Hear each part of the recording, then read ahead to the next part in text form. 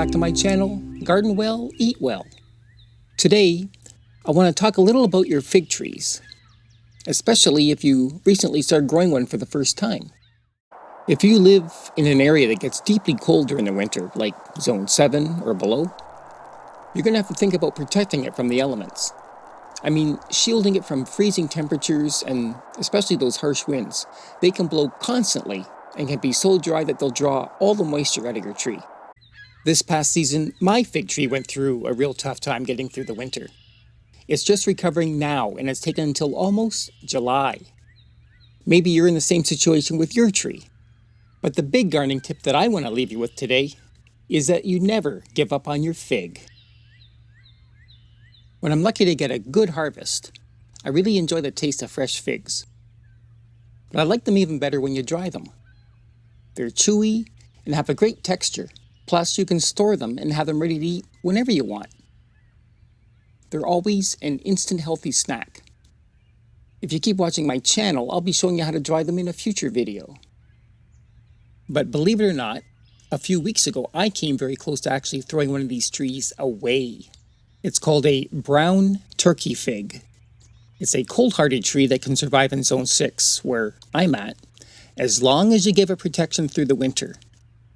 This was an extra tree that I had, maybe 3 years old, and last fall I decided to find out just how hardy it really was. I left it outside in its pot, exposed all during the winter without doing anything at all to cover it.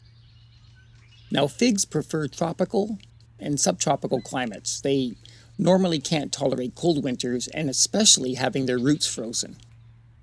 They're extremely sensitive to very quick temperature changes, and a rapid freeze can do a huge amount of damage to the tree.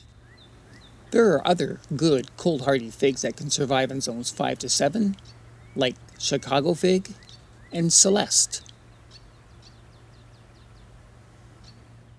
Again though, you still need to provide that protection if you want them to get safely through the winter. There are several ways to do this, but if your fig is just growing in a pot, the simplest way is to just bring it into the garage, or put it in an area where it can be insulated from the cold. If you're in a higher zone, you really have nothing to worry about. Later on in spring, usually around late April, I'll see it starting to wake up from being dormant. The buds at the tips of the branches will start to grow first, and then you'll see new leaves appear very quickly. But this time, even by the first week of June, there were still no signs of green anywhere on the tree. And then when I looked at it closely, all the branches and buds were black and completely dried out. They had lost all the flexibility that they had last year, and now they're just brittle and snap easily. These are all sure signs of winter kill. I didn't think there was any hope that this tree was going to come back. In fact, I felt so sure this tree was dead, I brought it back to my compost and was planning to just chop it up and add it to the pile the next time I turned it. After a few more weeks, now getting close to late June, I had paid absolutely no attention to it. I was about to break it up for composting when I noticed that miraculously, there were a few sprouts showing at the base of the tree. They were only an inch or so high, but there were other buds forming as well. The upper parts of the branches were completely dead, but the bottom of the tree was definitely coming back to life. Obviously now, this can be saved and it has tons of potential. So I had to start removing the old branches. You have to do this to make sure you get rid of any insects or fungus problems or any other disease that may be living in the dead wood. You don't want to take the chance of it infecting the new growth. Now, you may not be able to see it, but there are new buds forming all around the base. I'll repot this and make sure to give it some good compost and fertilizer.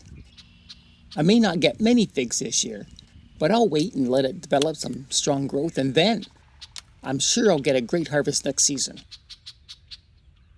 Now that I have my fig tree back, I'll consider this somewhat of a success. Granted, it took an awful long time to come back. I will not be jeopardizing it like this again. But the lesson here is to keep watch over your fig.